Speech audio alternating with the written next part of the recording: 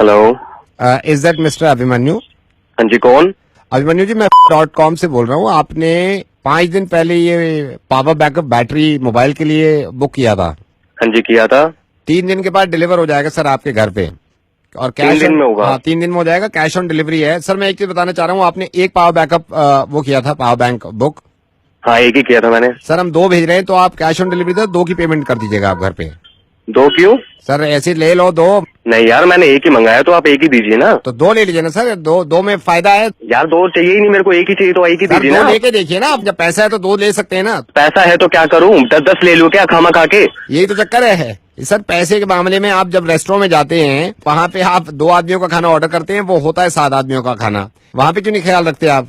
ये समझ में नहीं आता, ये ऐसे क्यों होता है। रेडियो मिर्ची से नवीद बोल रहा हूँ। फोन मत काटिएगा जरा, मेरी बात ध्यान से सुन लीजिए प्लीज। मैं गुजारिश कर रहा हूँ आपसे। मुझे मालूम है कि आप अकलमंद इंसान हैं, आपकी समझ में आ गया, लेकिन एक मैं किस्सा आपको सुनाना चाहता हूँ, इसको ध्यान से सुनिएगा। हाँ, एक फैमिली थी बहुत गरीब। इस फैमिली में 4 लोग थे, हस्बैंड, वाइफ और इनके 2 बच्चे, एक लड़का और एक लड़की। बच्चों की उम्र 4 से 6 साल थी। 4 साल का लड़का था और 6 साल की लड़की थी। इनके बाप की तबीयत खराब रहती थी, तो पैसा कमा नहीं सकते थे। ऊपर वाले का कुछ ऐसा करना हुआ कि हस्बैंड की डेथ हो गई। अब इस फैमिली में बचे 3 लोग, माँ और उसके 2 बच्चे।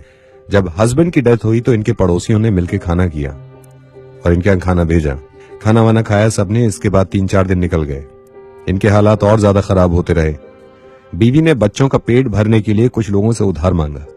ये उधार कब तक चलता? 4-5 दिन के बाद वो पैसे भी खत्म हो गए, क्योंकि इंसान है, जरूरत रहती है पेट को। तो इनके बच्चों को भूख लगने लगी। अब माँ जहां से पैसे ले सकती थी वो ले चुकी थी, लेकिन अब उम्मीद नहीं थी कि कहीं से पैसे मिलेंगे। ये मायूस माँ और इसके 2 बच्चे अब इस चीज को लेकर परेशान थे कि खाना कहां से खाएंगे। एक दिन और निकल गया भूखे प्यासे, लेकिन बच्चे थे, भूख बर्दाश्त न कर सके और भूखे ही सो गए। रात को तकरीबन 2:30-3 बजे उस छोटी बच्ची की आंख खुली और वो माँ के पास आई। इस बच्ची ने माँ की तरफ देखा और ये कहा कि माँ, हमारा भाई कब मरेगा? तो माँ ने कहा, तू ऐसे क्यों कह रही है? तो इस बच्ची ने कहा, क्योंकि जब पापा मरे थे तो खाना आया था, भाई मरेगा तो खाना आएगा। ये सुनने के बाद इसको कलेजे से लगा लिया। अभिमन्यु,